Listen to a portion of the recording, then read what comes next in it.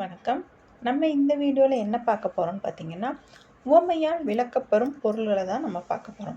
அதாவது ஒரு பொருளை எதுக்கு உவமையாக சொல்கிறாங்க அப்படிங்கிற டீட்டெயில் தான்ப்பா இதை நம்ம பார்க்க போகிறோம். இது அவுட் ஆஃப் சிலபஸ்லேருந்து பார்க்க போகிறோம். நம்ம புக்ஸில் இருந்தது போக அவுட் ஆஃப் சிலபஸ் பார்க்க போகிறோம்ப்பா. இப்போ வாங்க வீடியோக்குள்ளே போகலாம். ஃபஸ்ட்டு ஒன்று பாருங்கள். கையல் போன்ற அப்படிங்கிறது அதாவது கையல் போன்ற அப்படின்னு சொல்லி எந்த இதுக்கு உவமையாக இந்த கையல் அப்படிங்கிறத சொல்லுவோம் அப்படிங்கிறது தான் இதோட கொஸ்டின். கையல் அப்படிங்கிறபோது அது மீன் வகையை குறிக்கும்ப்பா. அப்போ கையல் போன்ற அப்படிங்கும்போது கண் அப்படிங்கிறதான் சரியான ஆன்சராக வரும். ஏன்னா மீன் மாதிரி கண் வேணும் அப்படின்னு சொல்லுவாங்க. அந்த உவமை தான் இங்கே கரெக்டாக இருக்கும். நெக்ஸ்ட்டு பாருங்கள். அன்னம் போன்ற அப்படிங்கிறது, அதாவது அன்னம் இருக்கு இல்லைங்களா, அன்னப்பறவை. அது எதுக்கு உவமையாக சொல்லுவாங்க அப்படின்னா, அந்த அன்னம் போன்ற நடை, அந்த அன்னம் நடக்குது இல்லைங்களா, அந்த நடையைத்தான் உவமையாக சொல்லுவாங்க. சரிங்களா? நெக்ஸ்ட்டு பாருங்கள். தாமரை போன்ற அப்படின்னா தாமரை பூ இருக்குது இல்லைங்களா, அது அந்த குளத்துல இதிலெல்லாம் பூத்துருக்கும் பார்த்தீங்களா, பூத்துருக்கும்போது அது லைட் பிங்க் கலரில் அழகாக இருக்குங்க இல்லைங்களா பார்க்குறதுக்கு. அப்போ அது மாதிரி முகம் இருக்கணும் அப்படின்னு சொல்லுவாங்க. நெக்ஸ்ட்டு பாருங்கள். வில்லை எதுக்கு உவமையாக சொல்லுவாங்க அப்படின்னு பார்த்தீங்கன்னா புருவம். ஏன்னா வில் அம்பு இருக்கு இல்லைங்களா, வில் அம்பு பார்த்துருப்பீங்கல்ல, நம்ம பழங்கால சீரியல் இதிலெல்லாம் வரும் இல்லைங்களா, ராமர் வச்சுருப்பார்ல வில்லு. அந்த வில் பார்த்திங்கன்னா ஒரு மாதிரி யூ ஷேப்பில் வளைஞ்சு இருக்கும்ல, அதே மாதிரி புருவம் இருக்கும் அப்படின்னு சொல்லுவாங்க. நெக்ஸ்ட்டு முழுமதி எதுக்கு உவமையாக சொல்லுவாங்கன்னு பார்த்தீங்கன்னா, முழுமதி அப்படிங்கும்போது நமக்கு எதை குறிக்கும்னா பௌர்ணமியை தான் குறிக்கும். பௌர்ணமியப்போ நமக்கு முழு நிலவு நம்ம வானத்தில் வரும் இல்லைங்களா, மதினா நிலவு, முழுனா முழுமையான நிலவு. அப்படி வரும்போது அது நல்ல பிரகாசமாக ஒளி வீசும் இல்லைங்களா, அதை எதுக்கு உவமையாக சொல்லுவாங்கன்னு பார்த்தீங்கன்னா முகம். நெக்ஸ்ட்டு பாருங்கள். முகில் எதுக்கு உவமையாக சொல்லுவாங்கன்னா குழல், முகில் போன்ற குழல் அப்படின்னு சொல்லுவாங்க. நெக்ஸ்ட்டு காந்தல்ங்கிறத எதுக்கு உவமையாக சொல்லுவாங்கன்னா கண் அப்படிங்கிறத தான் உவமையாக சொல்லுவாங்க. ஏற்கனவே ஒரு பாட்டில் சிவகார்த்திகேயன் பாட்டில் வந்திருக்கும் பார்த்தீங்களா, காந்த கண்ணழகி அப்படின்னு பாட்டு இருக்கு இல்லைங்களா, அதை நீங்கள் ஞாபகம் வச்சுக்கோங்க. அதாவது காந்தம்ங்கிறது நமக்கு ஈர்ப்பு, காந்தம் எப்படி ஈர்க்குது, அது மாதிரி கண்கள் ஈர்ப்புத்தன்மையோடு இருக்குது அப்படின்னு சொல்கிறாங்க. நெக்ஸ்ட்டு பாருங்கள்.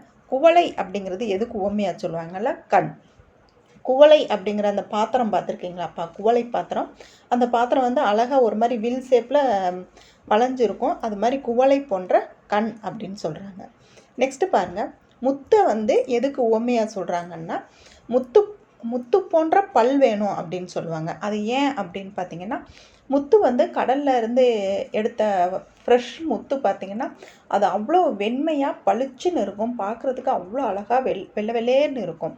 அதே மாதிரி நம்ம பல்லும் அழகாக வெண்மையாக இருக்கணும் அப்படிங்கிறதுக்காக தான் முத்து போன்ற பல் அப்படின்னு சொல்கிறாங்க. நெக்ஸ்ட்டு பாருங்கள். கோவை அப்படிங்கிறது கோவை பழம். இந்த இடத்துல கோவைன்னு நீங்கள் ஊர் யோசனை பண்ணிடாதீங்க. இது கோவை பழம். அந்த கோவை பழம் எல்லாருமே பார்த்துருப்பீங்க. அந்த கோவை பழம் நல்லா ரெட் கலரில் பளபளன்னு இருக்கும். அந்த கோவை பழத்தை தான் எதுக்கு உவமையாக சொல்லுவாங்கன்னா இதழ்ங்கிறது நம்ம உதடு அந்த கோவை பழம் மாதிரி நல்லா ரெட் கலரில் இருக்கணும் அப்படிங்கிறத உவமையாக சொல்கிறாங்க. நெக்ஸ்ட்டு பிறை அப்படின்னா நம்ம நிலவு இருக்கு இல்லைங்களா, அந்த நிலவு பௌர்ணமிக்கு அப்புறம் கொஞ்சம் கொஞ்சமாக அது தேஞ்சுக்கிட்டே வரும் இல்லைங்களா, அதை 3ஆம் பிறை 2ஆம் பிறை அப்படின்னு சொல்லி அந்த பிறை நாட்களை சொல்லுவாங்க. அப்போது அந்த நிலவை பார்த்திங்கன்னா ஒரு மாதிரி அப்படியே யூ ஷேப்பில் வளைஞ்சு இருக்கும். அதை நீங்கள் பார்த்தீங்கன்னா தெரியும். பௌர்ணமி முடிஞ்சு ஒரு 2-3 நாள் கழித்து பாருங்கள், அந்த நிலவு கொஞ்சம் அப்படியே ஒரு மாதிரி யூ ஷேப்பில் வளைஞ்சு இருக்கும். அந்த பிறை மாதிரி என்ன இருக்கணும்னு பார்த்தீங்கன்னா நெற்றி அப்படின்னு உவமையாக சொல்லுவாங்க. நெக்ஸ்ட்டு பாருங்கள். பவளம் நமக்கு நவரத்தினங்கள் இருக்கு இல்லைங்களா, முத்து பவளம் மாணிக்கம் அப்படின்னு சொல்லிட்டு அதில் பவளம் பார்த்துருப்பீங்கள்ல, ஒரு மாதிரி லைட் பிங்க் கலர்லேயும் இல்லாமல் ரெட் கலர்லேயும் இல்லாமல் இருக்கும். அந்த பவளத்தை தான் எதுக்கு உவமையாக சொல்லுவாங்கன்னா நம்ம வாய் அந்த ரெட் கலர் அப்படிங்கிறது அந்த பிங்க் கலர் அந்த மாதிரி வந்தாலே நமக்கு அந்த வாய் அப்படின்னு சொன்னிங்கன்னா நமக்கு அந்த உதடை தான்ப்பா குறிக்கும். அதனால் பவளம் போன்ற வாய் அப்படின்னு சொல்லி தான் உவமையில் வரும். நெக்ஸ்ட்டு துடி போன்ற என்னன்னு பார்த்தீங்கன்னா இடை. ஆம்பல் போன்ற அப்படின்னு பார்த்தீங்கன்னா உதடு. இங்கே ஆம்பல் அப்படிங்கிறது உங்களுக்கு என்ன வரும்னா, ஆம்பல் ஒரு பூ வகையை சார்ந்ததுப்பா. அந்த ஆம்பல் போன்ற என்ன இருக்கணும் அப்படின்னு பார்த்தீங்கன்னா உதடு. மவ்வல் போன்ற பல். மவ்வல் அப்படின்னு இருக்கு இல்லைங்களா, அது மவ்வல் மாதிரி நமக்கு என்ன இருக்கணும்னு பார்த்தீங்கன்னா பல் இருக்கணும் அப்படின்னு சொல்கிறாங்க. சேல் போன்ற என்ன வேணும்னா கண் அப்படின்னு சொல்கிறாங்க. ஏன்னா சேல் அப்படிங்கிறது ஒரு வகை மீன் வகையை குறிக்கும். மீன் அப்படின்னாலே நமக்கு என்ன நமக்கு உவமையாக வரும்னா மீன் போன்ற கண் அப்படின்னு தானே சொல்லுவோம். நிறையா இதில் படிச்சிங்கன்னா கூட மீன் போன்ற கண்ணுன்னு தான் சொல்லுவாங்க. நம்ம ஸ்கூல் புக்கிலே நம்ம மீன் மாதிரி தான் கண்ணை வரைஞ்சிருப்பாங்க. 6th புக்கில் 7th புக்கில் இருக்கும், நீங்கள் எடுத்து பாருங்கள். மீன் வந்துட்டாலே மேக்சிமம் கண்ணு தான் உவமையாக வரும். சரிங்களா? புனையா ஓவியம் போல அப்படின்னு பார்த்தீங்கன்னா அது எதுக்கு மீனிங்காக வரும்னு பார்த்தீங்கன்னா அழகு. இந்த இடத்துல புனையா ஓவியம் அப்படின்னு பார்த்தீங்கன்னா அதாவது பிளாக் அண்ட் ஒயிட்டில் இருக்குது இல்லைங்களா, வண்ணமெல்லாம் தீட்டாமல் ஓவியம் மட்டும் வரைஞ்சிருப்பாங்க இல்லைங்களா, அது பார்க்கவே அதுக்கு ஒரு தனி அழகாக இருக்கும். ஏன்னா வண்ணம்லாம் தீட்டி இருந்தாங்கன்னா அந்த அந்த ஓவியம் பார்க்குறதுக்கு அது ஒரு மாதிரி மனசுக்கு நிம்மதியாக இருக்கும். இதே மாதிரி நீங்கள் வண்ணம் தீட்டாத ஓவியம் பார்த்தீங்கன்னா அது ஒரு மாதிரி பார்க்குறதுக்கு ரொம்ப அழகாக இருக்கும். அதை தான் வந்து புனையா ஓவியம்னு சொல்லுவாங்க. அந்த மாதிரி மேக்கப் போடாதவங்க எல்லாருமே அழகு அப்படின்னு இந்த இடத்துல சொல்கிறாங்க. நெக்ஸ்ட்டு பாருங்கள், குன்றின் மேலிட்ட விளக்கு போல அப்படின்னு பார்த்தீங்கன்னா அதாவது ஒரு குன்றின் மேலே ஒரு பெரிய குன்றுனா பெரிய பாறை மலை அப்படி வச்சுக்கோங்கப்பா. அது மேலே வந்து ஒரு விளக்கை ஏற்றணும் அப்படின்னா அந்த விளக்கு வந்து அந்த குன்று தெரிகிற தூரம் வரைக்கும் அதோட வெளிச்சம் தெரியும் இல்லைங்களா, அதே மாதிரி நம்மளோட புகழ் இருக்கணும். நம்ம ஆயுசு வரைக்கும் நம்ம ஆயுசு முடிஞ்சதுக்கு அப்புறமும் அந்த புகழ் வந்து ஓங்கி நிற்கணும் அப்படிங்கிறதுக்காக தான் குன்றின் மேலிட்ட விளக்கு போல. உயரமாக இருக்கிற இடத்துல விளக்கு எவ்வளோ தூரத்துக்கு பிரகாசிக்குதோ அது மாதிரி நம்ம புகழ் இருக்கணும் அப்படின்னு சொல்லுவாங்க. நெக்ஸ்ட் பாருங்கள், செம்புலப்பெயல் நீர் போல. செம்புலப்பெயர் நீர் அப்படின்னு பார்த்தீங்கன்னா நமக்கு இந்த குறுந்தொகையில் இந்த பாடல் வரி வரும்ப்பா. அப்போ செம்புலப்பெயர் நீர் போல அப்படின்னு பார்த்தீங்கன்னா ஒரு தன்மையாதல், தனிமையில் இருப்பாங்கள்ல, அதை தான் வந்து செம்புலப்பெயர் நீர் போல அப்படின்னு சொல்லுவாங்க. உடுக்கை இழந்தவன் கை போல அப்படின்னு பார்த்தீங்கன்னா நமக்கு இது திருக்குறள்லே வரும். உடுக்கை இழந்தவன் கை போல அங்கே இடுக்கண் களைவதாம் நட்பு அப்படின்னு சொல்லி வரும் இல்லைங்களா, அந்த திருக்குறளை வச்சே நீங்கள் அழகாக போட்டுடலாம். அது நம்ம எதுக்கு சொல்லுவாங்க, நம்ம ட்ரெஸ்ஸை வரும்போது எப்படி நம்ம கை போய் தானாக அதை சரி பண்ணுதோ அதே மாதிரி நம்ம துன்பத்தில் இருக்கும்போதும் வந்து நம்ம ஃப்ரெண்ட்ஸ் வந்து ஹெல்ப் பண்ணணும் அப்படிங்கிறது மாதிரி தான் இந்த குறளோட மீனிங் இருக்கும். அப்போ உடுக்கை இழந்தவன் கை போல அப்படிங்கிறது இங்கே உதவி அப்படின்னு தான் வரும். நம்ம ட்ரெஸ்ஸு விலகும்போது வேகமாக போய் நம்ம அதை சரி பண்ணுறோம் இல்லைங்களா, அப்போ அதுக்கு ஹெல்ப் அப்படின்னு சொல்லி தான் வரும். சரிங்களா? நெக்ஸ்ட்டு பாருங்கள், அதே இதில் வந்து இது கவர்மெண்ட் சோர்ஸுப்பா. அதே இதில் உடுக்கை இழந்தவன் கை போல அப்படின்னு பார்த்தீங்கன்னா இந்த இடத்துல ஆப்ஷனில் பார்த்தீங்கன்னா உதவி அப்படிங்கிறது வந்து இருக்காது. அப்போ நீங்கள் ஆப்ஷனை பொறுத்து நீங்கள் ஆன்சர் பண்ண பழகுங்க. அப்போ உதவி இல்லை அப்படின்னா நமக்கு கொடுத்துருக்க ஆப்ஷனில் எது வரும் அப்படின்னு பார்த்தீங்கன்னா இதுக்கு அவங்களே கொடுத்த ஆன்சர்ப்பா. ஏன்னா உடுக்கை இழந்தவன் கை போல அப்படின்னா அவங்க ட்ரெஸ்ஸு விலகும்போது அதை யாராவது ஹெல்ப்பை நாடுவாங்கள்ல, அப்போ அதுக்கு என்ன மீனிங் இந்த இடத்துல வரும்னு பார்த்தீங்கன்னா துன்பம் தருதல் தான் இந்த இடத்துல மீனிங்காக வருது. சரிங்களா? நெக்ஸ்ட்டு பாருங்கள், கடல் மடை திறந்தார் போல அப்படிங்கிறது உங்களுக்கு இங்கே என்ன மீனிங் வரும்னு பார்த்தீங்கன்னா பேச்சு நடை. இது எதனால் அப்படி வரும்னு பார்த்தீங்கன்னா ஒரு கடல் மடை அப்படின்னா டேமில் வந்து தண்ணி தேக்கி வச்சுருக்காங்க, ஒரு கடலில் வந்து தண்ணி தேக்கி வச்சுருக்காங்க அப்படின்னா அது சட்டுன்னு நிறைய வெள்ளம் வந்துச்சு, நிறைய இது வரும்போது அந்த தண்ணியை திறந்து விடும்போது அது அப்படியே அதிகமாக அப்படியே ஒரே ஃபோர்ஸில் சல்லுன்னு வெளியே வரும் இல்லைங்களா, அதே மாதிரி நம்ம பேச்சு நடையும் வந்து எங்கேயும் திக்காமல் திணறாமல் ஒரே மாதிரி அப்படியே பேச்சு நடை ஒரே மாதிரி அப்படியே ஒரே ஸ்பீடில் போய்கிட்டே இருக்கணும் அப்படிங்கிறதான் இந்த இடத்துல மீனிங்காக வரும். நெக்ஸ்ட்டு பாருங்கள், பாம்பின் வாய் தேரை போல. அதாவது ஒரு பாம்பு வாயில் வந்து தேரை மாட்டிக்கிச்சு அப்படின்னா அது எவ்வளவு தூரம் தன்னை பாம்புகிட்டேருந்து தன்னை காப்பாற்றி அந்த வாயிலிருந்து வெளியே வர்றதுக்கு வந்து அந்த தேரை வந்து கடைசி வரைக்கும் போராடுமா. அதால் எவ்வளோ தூரம் முடியுதோ அவ்வளோ தூரம் அந்த பாம்பின் வாயில் வந்து அந்த தேரை வந்து வெளியில் வர்றதுக்கு போராடும். அதுக்கு தான் இந்த இடத்துல என்ன சொல்லுவாங்கன்னா அந்த தேரையோட வலிமையை தான் இந்த இடத்துல சொல்லுவாங்க. இப்போ பாம்பின் வாய் தேரை போலன்னா வலிமை. வாள் போன்ற அறிவு அப்படின்னு பார்த்திங்கன்னா நம்ம மன்னர்கள்லாம் வச்சுருப்பாங்க இல்லைங்களா, வாள் சண்டை போடுறதுக்கு வச்சுருப்பாங்கள்ல, அந்த வாள் எப்பயுமே எப்படி வச்சுருப்பாங்க, ரொம்ப கூர்மையாக தானே வச்சுருப்பாங்க. அது கூர்மையாக இருந்தால் தான் அவங்க சண்டை போடும்போது அவங்க அதில் ஜெயிச்சு வெற்றி பெற முடியும். அப்போ அந்த வாள் எப்பயுமே எப்படி இருக்கணும், கூர்மையாக தானே இருக்கணும். அதை தான் நம்ம கூர்மை அப்படிங்கிற மீனிங்கில் சொல்லுவாங்க. நெக்ஸ்ட்டு பாருங்கள், மலரும் மனமும் போல அப்படின்னு பார்த்திங்கன்னா இங்கே என்ன மாதிரி வருது, இங்கே கொடுத்துருக்க ஆப்ஷனில் உங்களுக்கு என்ன ஆன்சர் எடுக்கலான்னு பார்த்தீங்கன்னா, நெருக்கம் அப்படிங்கிறத நமக்கு ஆன்சராக எடுக்கலாம். மலரும் மனமும் வந்து எப்பயுமே மலரை விட்டு அந்த மனம் வந்து பிரியவே பிரியாது. மலர் எங்கே இருக்கோ அந்த இடத்துலலாம் வாசனை அப்படியே இருக்கும் இல்லைங்களா? இந்த மனம்ங்கிறது ஸ்மெல்ப்பா, அந்த வாசனை எங்கேயுமே இருக்கும் பார்த்தீங்கன்னா, அப்போ அது எப்பயுமே ஒன்றோட ஒன்று விட்டு பிரியாமல் இருக்கிறதுனால இங்கே மீனிங் வந்து நெருக்கம் அப்படின்னு சொல்லி தான் வரும். நெக்ஸ்ட் பாருங்கள், தான் உருகி ஒளி தரும் மெழுகு போல. மெழுகுவர்த்தி நீங்கள் ஏற்றுனீங்க அப்படின்னா அது வந்து கொஞ்சம் கொஞ்சமாக ஹீட்டு ஏற ஏற அது மெல்ட் ஆகிக்கிட்டே இருக்கும். ஆனால் வந்து அந்த வெளிச்சம் வந்து குறையவே குறையாது. அது இன்னும் அதிகமான வெளிச்சம், அந்த இடத்துல வெளிச்சம் இருந்துக்கிட்டே தான் இருக்கும். அந்த வெளிச்சம் வந்து அணையவே அணையாது. தான் உருகுனாலும் அது வந்து ஒளி தருது இல்லைங்களா? அதை வந்து எதுக்கு மீனிங்காக சொல்கிறாங்கன்னு பார்த்தீங்கன்னா தியாகம். ஏன்னா ஒருத்தவங்க உருகும்போது அது துன்பப்படும், அது துன்பப்படுறதுக்கான மீனிங்கில் தான் இருக்கும். அப்படி துன்பப்பட்டாலும் அது அந்த ஒளியை வந்து அணைக்காமல் அது கடைசி வரைக்கும் ஒளி கொடுக்குது இல்லைங்களா? அதனால அது தியாகம் அப்படிங்கிற மீனிங்கில் வரும். நெக்ஸ்ட் பாருங்கள், முடவன் கொம்புத்தேனுக்கு ஆசைப்பட்டதை போல. அதாவது இதில் என்ன கொடுத்துருக்க ஆப்ஷனில் தான்ப்பா நீங்கள் ஆன்சர் எடுக்க பார்க்கணும். அவங்க என்ன ஆப்ஷன் கொடுத்துருக்காங்களோ அதில் ஆன்சர் எடுக்க பாருங்கள். முடவன் கொம்புத்தேனுக்கு ஆசைப்பட்டது போல அப்படின்னு பார்த்தீங்கன்னா பேராசை. அவங்க வந்து இது எப்படின்னு பார்த்தீங்கன்னா, தேன் வந்து முடவன் கொம்பு தேவனுக்கு ஆசைப்பட்டதை போல அப்படின்னு பார்த்தீங்கன்னா இங்கே கொடுத்துருக்க ஆப்ஷனில் பேராசை தான் வரும். நெக்ஸ்ட் பாருங்கள், நீர்மேல் எழுத்து போல அப்படிங்கிறதுக்கு இங்கே என்ன உவமை வரும்னு பார்த்தீங்கன்னா நிலையற்ற தன்மை. ஏன்னா நீர் மேலே வந்து நீங்கள் எழுதி பாருங்களேன், நம்ம எழுதும்போது தான் அந்த லெட்ரு தெரியும். நம்ம எழுதி முடித்து கையை எடுக்க முன்னாடியே அந்த லெட்ரு வந்து களைஞ்சு போயிடும், அது அப்படியே இருக்காது இல்லைங்களா? அதனால் நீர் மேலே எழுத்து போலங்கிறது அது எப்பயுமே அது கரைஞ்சு போயிடும். கரைஞ்சு போயிடுச்சு அப்படின்னா அது நிலையாக இருக்காது அப்படிங்கிற மீனிங்கில். அப்போ நிலையற்ற தன்மை அப்படிங்கிறதான் ஆப்ஷனாக வரும். பூவும் மனமும் போல அப்படிங்கிறது இந்த இடத்துல நட்பு அப்படிங்கிற ஆப்ஷனும் வரும்ப்பா. நம்ம மேலே பார்க்கும்போது அங்கே ஆப்ஷன் வந்து நட்பு அப்படிங்கிறது இல்லை, இந்த இடத்துல நட்பு அப்படின்னு கொடுத்துருக்கிறதுனால பூவும் மனமும் போலங்கிறது நட்பு அப்படிங்கிற ஆப்ஷன்லேயும் வரும். நெக்ஸ்ட் பாருங்கள், ஊமை கண்ட கனவு போல அப்படிங்கிறது இயலாமை. ஏன்னா அவங்க ஏற்கனவே ஊமையாக இருக்காங்க, அவங்களால வாய் பேச முடியாது. அப்படி வாய் பேச முடியாமல் அவங்க இருக்கும் பட்சத்தில் அவங்களுக்கு ஒரு கனவு வருது. அந்த கனவு வந்து அவங்க என்ன பண்ண முடியும், யார்கிட்டையும் விவரித்து சொல்ல முடியாது இல்லைங்களா? ஒரு என்கிட்ட இந்த மாதிரி எனக்கு இன்றைக்கி நான் நைட்டு தூங்கும்போது இந்த மாதிரி எனக்கு கனவு வந்துச்சு அப்படின்னு சொல்லி யார்கிட்டையுமே அவங்க சொல்ல முடியாது இல்லைங்களா? ஒரு விஷயத்தை அடுத்தவங்ககிட்ட சொல்ல முடியாமல் தவிக்கிறாங்க இல்லைங்களா? சொல்ல அவங்களால முடியாது, அவங்க எவ்வளோ ட்ரை பண்ணாலும் அதை சொல்ல முடியாது இல்லைங்களா? அதை தான் வந்து இயலாமை அப்படின்னு சொல்கிறாங்க.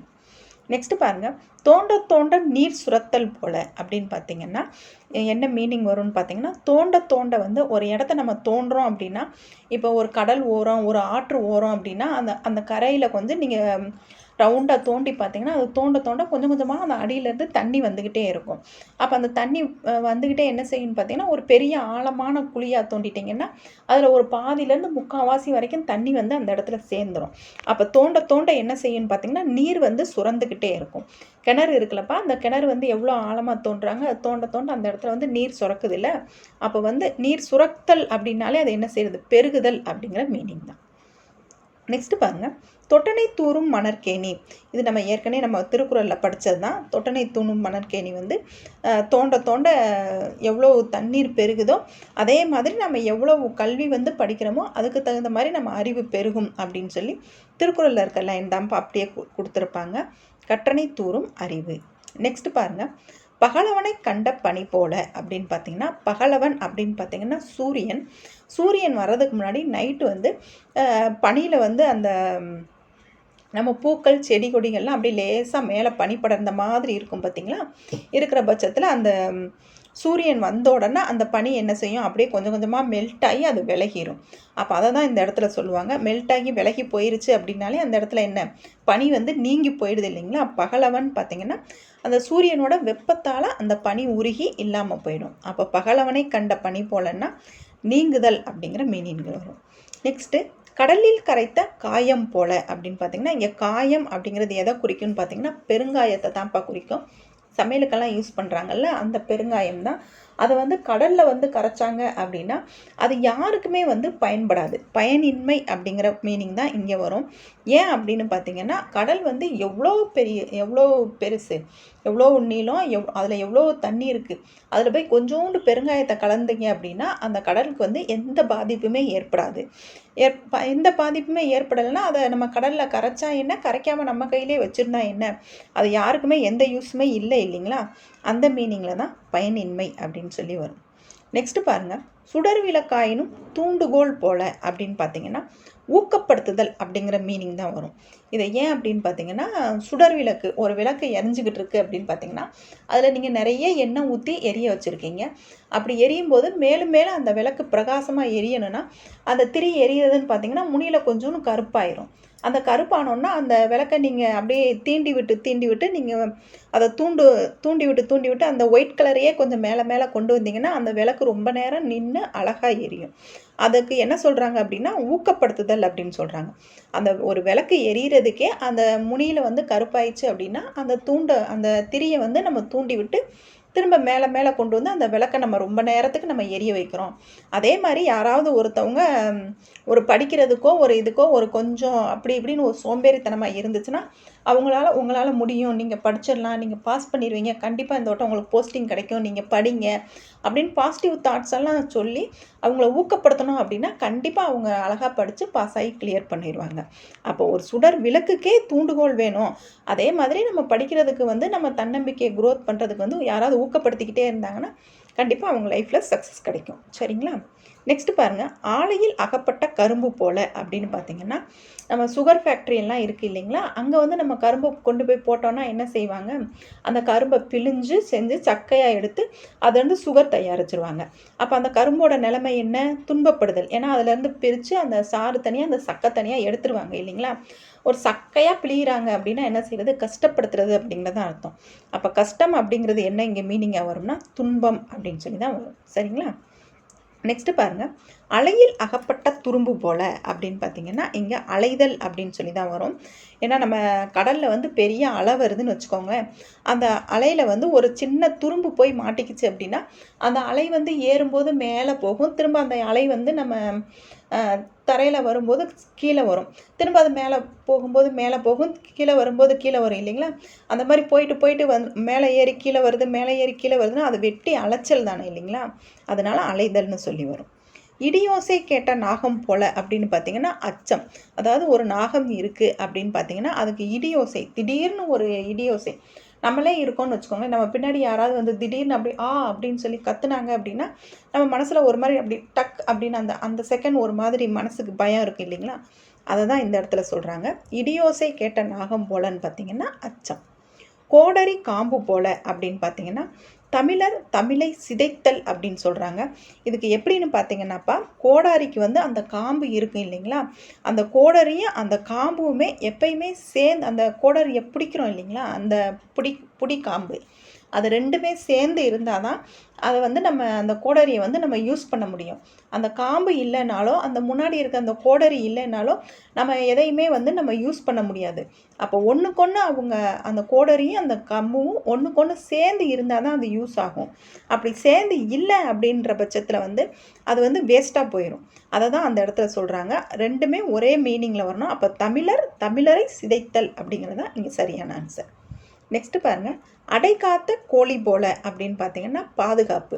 ஒரு கோழி வந்து தான் முட்டையை வந்து அடைகாக்குது அப்படின்னு பார்த்தீங்க அப்படின்னா பக்கத்தில் வந்து மித்த எந்த கோழியுமே வரவிடாது. நம்ம மனுஷர்கள் போனால் கூட அது ஒரு மாதிரி கொத்தி நம்மளை விரட்டி விட்டுரும்.